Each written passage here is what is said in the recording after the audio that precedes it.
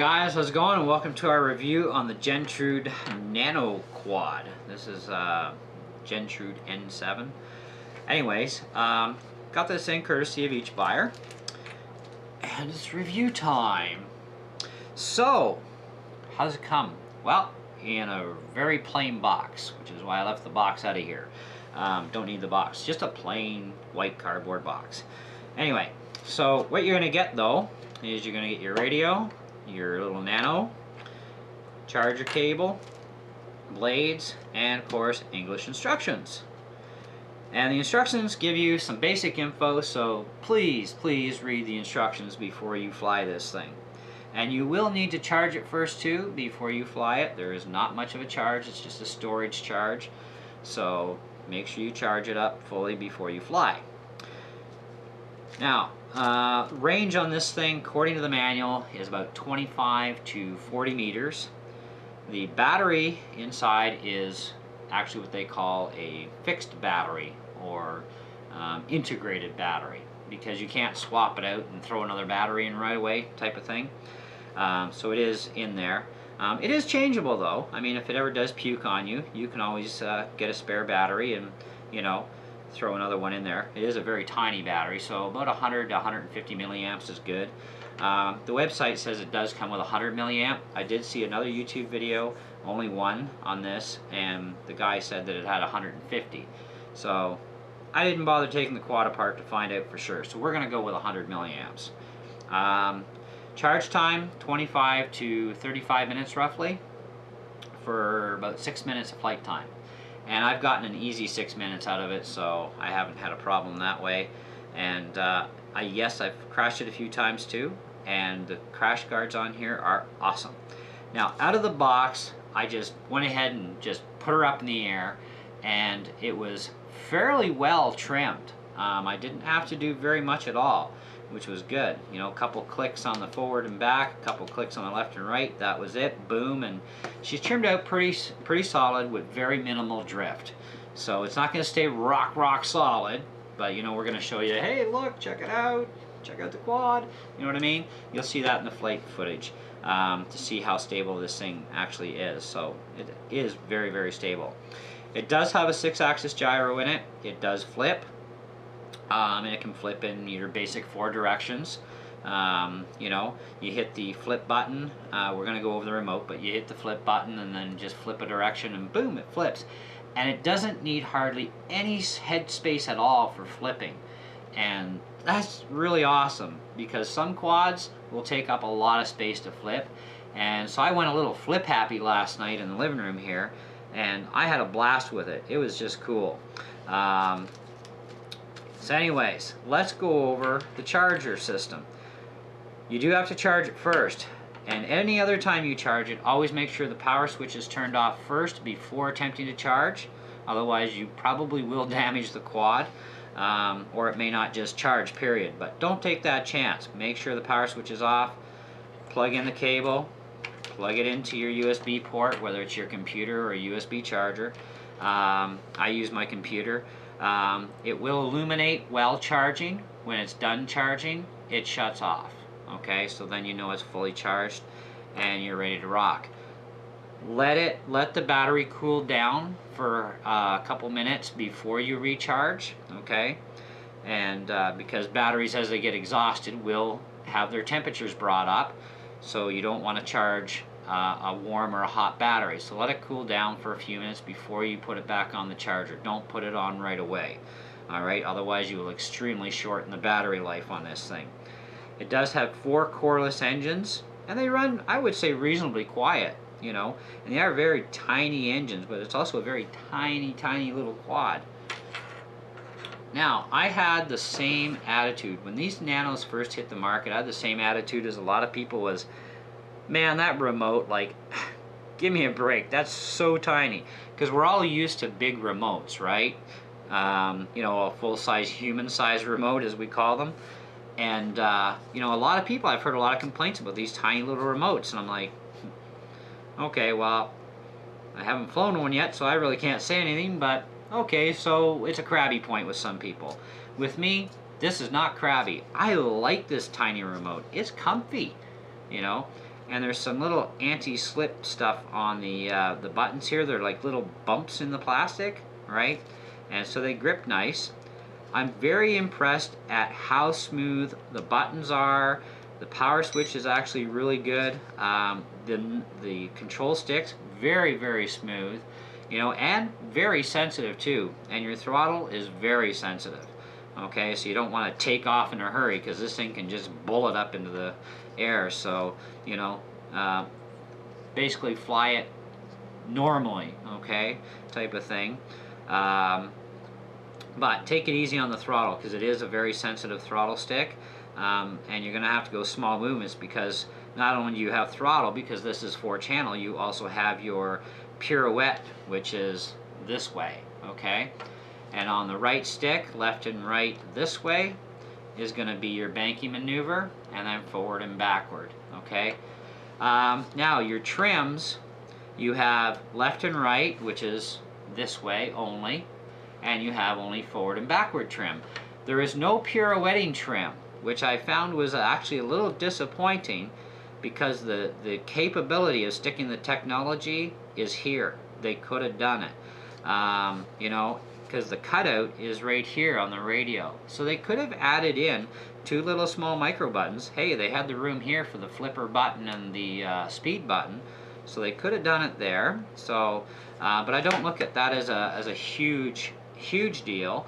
But in a larger quad, it probably would be, because I know with larger quads myself, like the Hubsan X4, for example, you would always have to tweak the pirouetting area, right? Because you would get it straight and then it would just slowly start to drift. This thing doesn't seem to have that issue, not that I've seen, you know, and I've had a few flights with it and it's held its own really well. So kind of it was a bit of a disappointment, but kind of it's fine too, you know. So it's kind of a borderline thing, right? Clickers seem to be very good quality. The remote actually seems to be pretty good quality. It's really well built for its size. Your button here on the left is going to be for your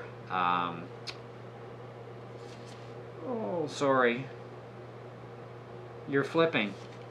It's hard to see the lettering on here. It's all in white. I thought about actually taking a black marker and just going over top the letters because it'd be easier to read.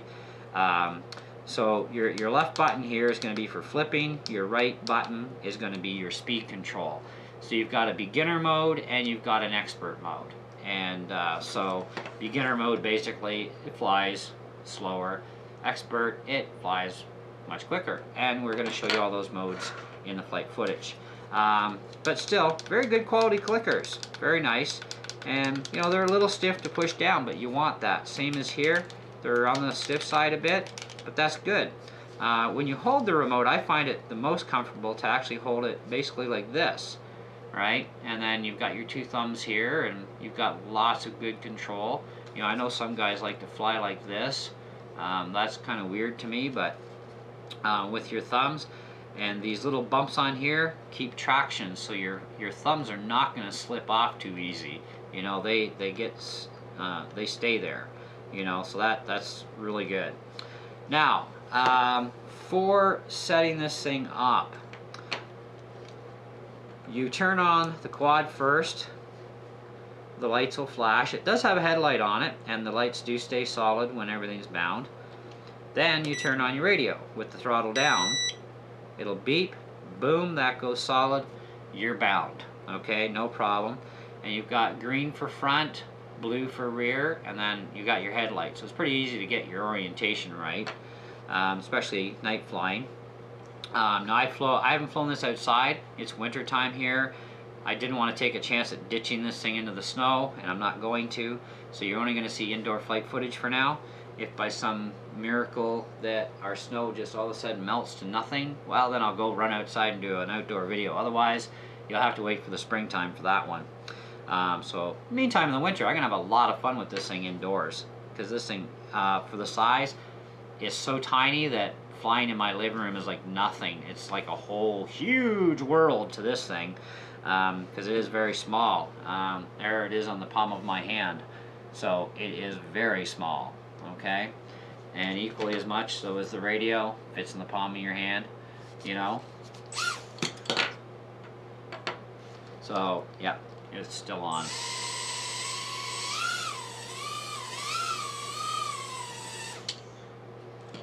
We'll give you some flight footage, don't worry. A little bit of fun there for you. Okay, now I know this question is going to get asked, so to avoid the question being asked, is that the only way it binds? Well, okay, turn the radio on first. It does that. Get that other beep and the light goes solid on the radio. Now turn on the quad.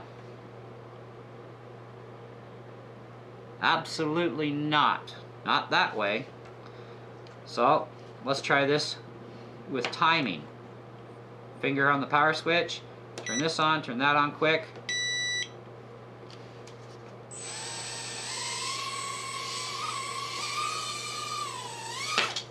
And everything will still work as it should. However, I would much prefer to turn the quad on first, then turn the radio on so I don't have to rush, and it binds just great. Okay? So, hopefully that answers some questions in advance. Now, battery. Website says 100 milliamps. I saw one other video on YouTube. The guy said it was like they've upgraded it to a 150 milliamp battery now. I have no idea. I didn't open the quad, but to get inside the quad, to get at the battery, you got to pull 4 screws out. But before you do that, you got to remove the crash guard and the blades. Pull the 4 screws and then gently release the clips around the side, and then it'll come apart. You don't need to go in here unless you're going to be changing a motor or you're going to be replacing your battery. And this battery is just fine. I get an easy 6 minutes of flying with this battery fully charged, so I've had no issues. Now, one thing I would suggest is the same as I do on any of these little quads, or well, pretty much any of the RCs, is run your quadcopter till the blades stop running. I mean, there's going to come a point where this thing is just going to say, forget it, and you know, it'll either try and probably land itself. I haven't drained the battery that far yet, or it may just drop out of the sky, in which case, yep, you're out of time. But the thing is run the blades until they stop. Let the battery cool for an easy 5 minutes, because the battery will get warm, and this is normal with all of these machines running LiPo batteries. The battery will get a little warm when it's exhausted, because that's what happens when you drain a battery, right? They get warm. So let it cool off and then recharge it, and you should get, well, hopefully hundreds of flights out of just this little battery if you treat it properly. You know, if you're not taking the full flight time and then running the power till the blade stop, well, then you could end up building a memory up inside the cell, because even LiPos, whether you want to believe it or not, do build a memory, and even I've proven this several times in the past. So I know they can build a memory over time, and sometimes you can recover it, sometimes you can't. So that's how I treat any of my machines, is I do drain them generally. Like, I've only had 5 flights on this thing so far, so I'm not too worried at this point. But after this flight, I'm going to actually run the blades until they stop, let it cool, and cycle. Because it does need a couple cycles anyways initially, because they do come with a storage charge. So don't fly it right out of the box. Charge it first, okay? But it will take a few cycles generally with any freshly used LiPo battery to run at full max capacity and everything.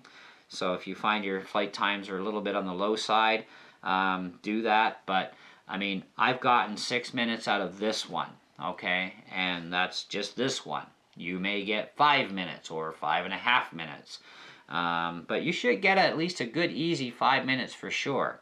You know, and 25 to 30 minutes, 35 minutes recharge time, it's pretty decent, you know, because they have to be slow charged.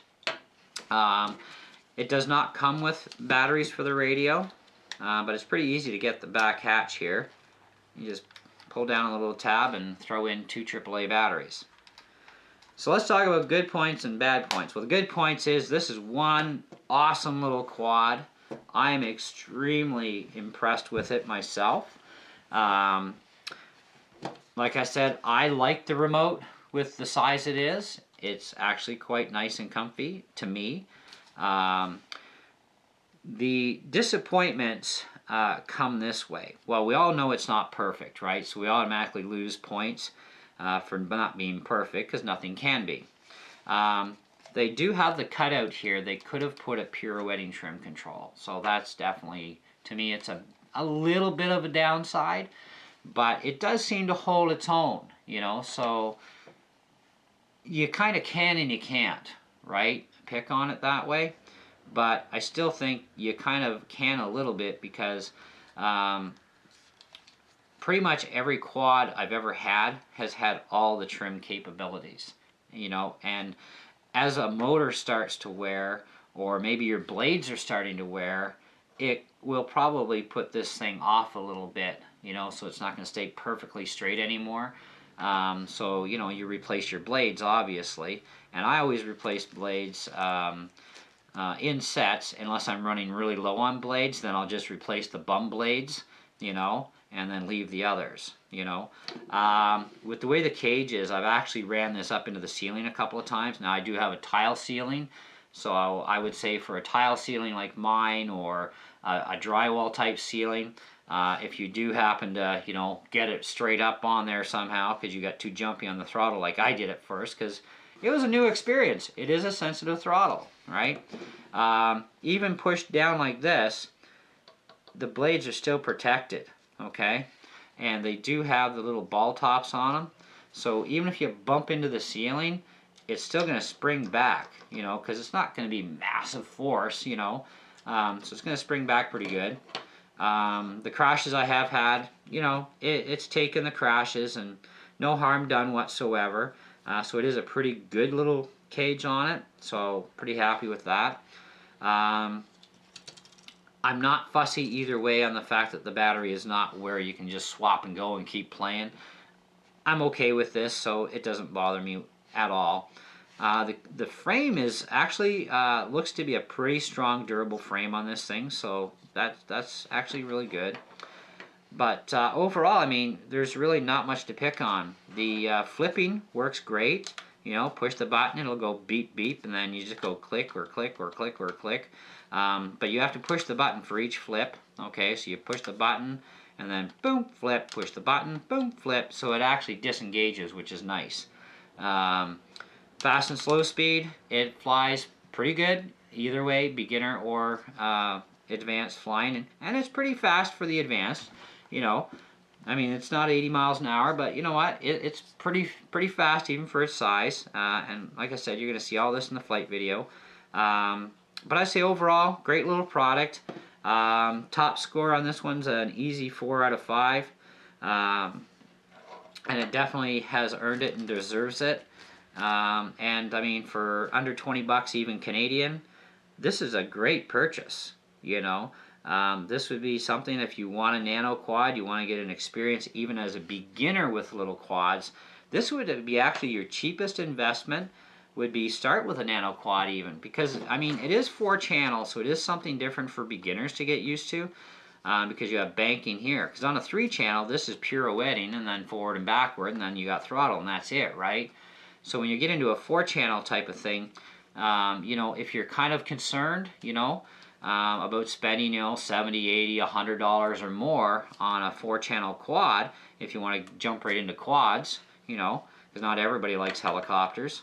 You know, for me, if it flies or drives, it's for me. But your pirouetting is now over here on the throttle, and so it's something that's it's a skill you'll learn. You know, it's not majorly tricky to do, but I mean, you've got to hold that throttle steady, and you can pirouette and do a movement in forward and like this, and you can swim it around. So small movements, you know, and you take it easy.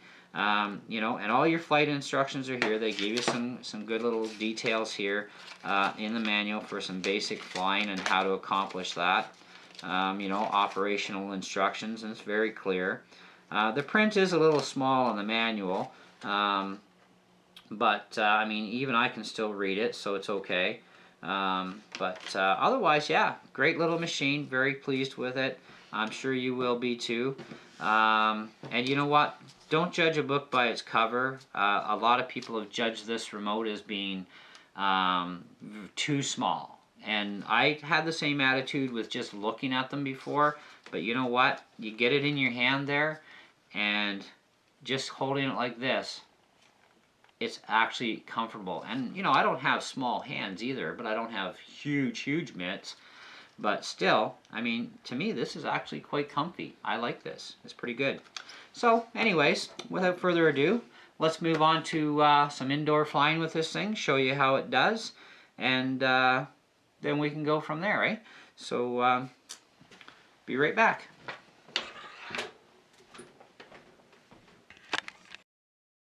Hey guys, how's it going, and welcome to our flight.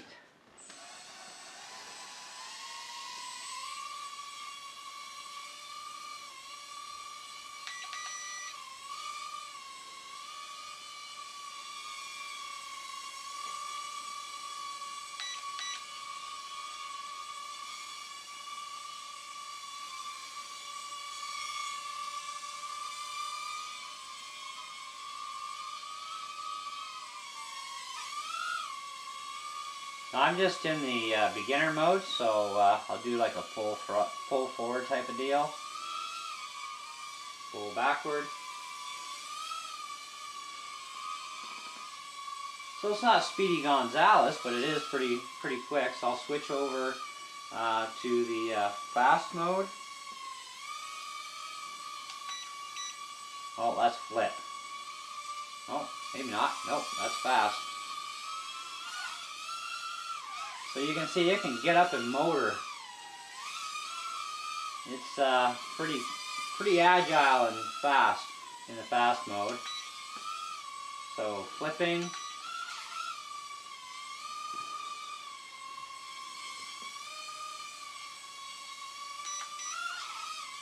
So you see, it doesn't need much room at all.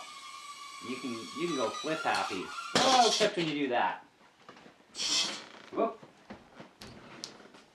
Okay.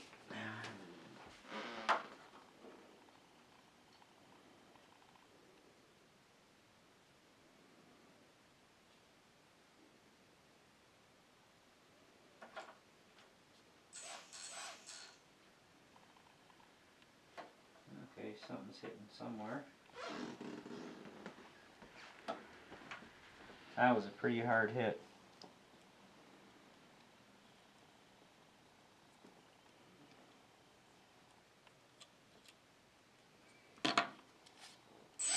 There we go.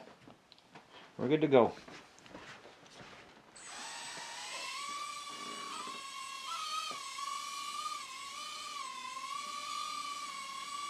So it did flex the cage in a little bit from that hard hit, but just flexed it right back out again, and she's good to rock and roll again.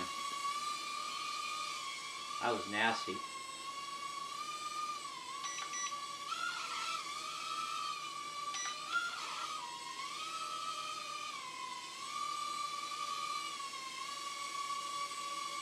So let's see if we can get this thing into a hover.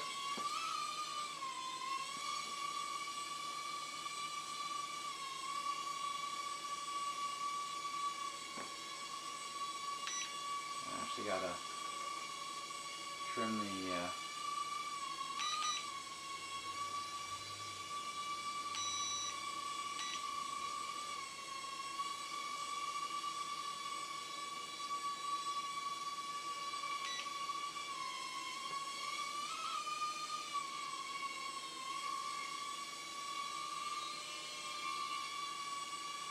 there we go.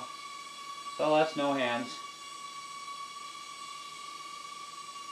Has a little bit of drift, but you know, once it's all trimmed out really good, works well. Now it's got a little bit of right side drift.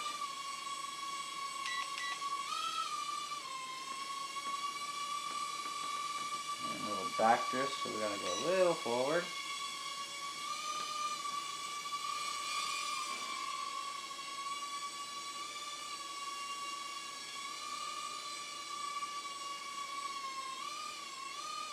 Doesn't take much throttle to get it up there. This is what I was talking about, the ceiling thing. I'm basically glued to the ceiling now. And the blades aren't touching. There's full throttle into the ceiling. And the blades completely miss.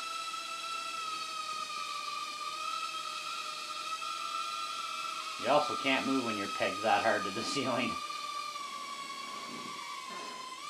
There we go. Bring her back down and away we go.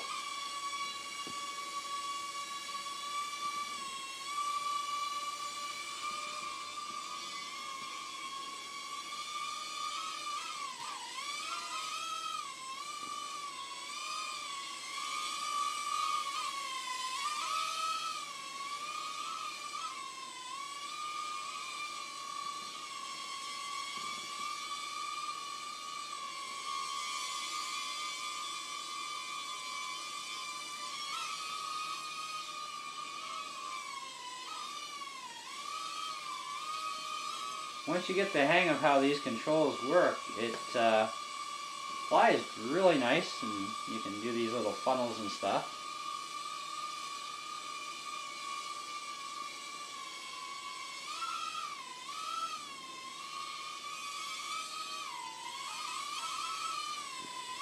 I am going to run this until the battery dies, so if you guys don't want to finish watching the rest of this flight, you can go ahead, but this is a great way for timing the actual flight time on this thing.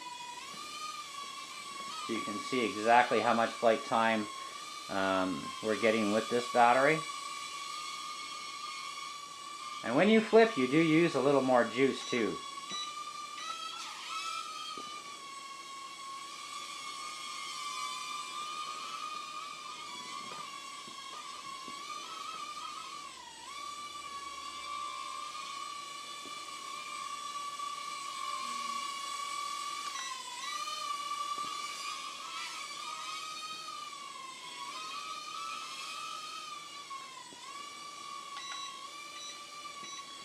Okay, now you see the lights are blinking. Maybe you can, I don't know, but that's a warning. You'll actually see the LEDs blink. That's telling you that it's about to run out of juice. Oh.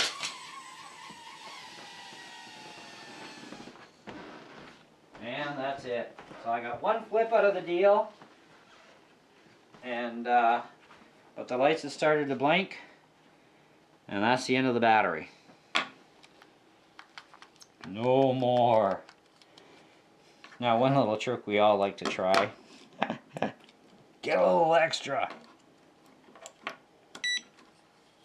Can it do it? Nope. Power is lost. So, hope you enjoyed the video and the flight. It is a cool little quad. It really, really is. So it really does deserve that 4.5 out of 5 on this one, and I definitely highly recommend this thing, whether you're an advanced pilot already or not, doesn't matter. If you want something that's fun to fly, seems to be pretty durable, you know, it's taken some good hits, and if you get that sound like I did, just remember to check your blades, because that's where it's going to bend up, is right about in here, right? So just bend it back a little bit carefully. And get that space back in there. You know, don't over bend this thing, by the way. Just bend it back a little bit, just like I'm doing here, and it'll clear the blade path again and put her back up in the air, and you're ready to go. I'm sure you can take off the crash guard if you want to. I like it with it on there because it really does help save the blades, because these blades are very, very thin. So I don't know how many hits they would take without the crash guard, but I'm going to leave the crash guard on until I actually snap it one of these days, you know, but yeah, I like it. Hopefully you guys do too. Let me know what you think. Feel free to leave your comments as always, you know the drill, and we'll definitely catch you guys in the next video. Thanks for watching.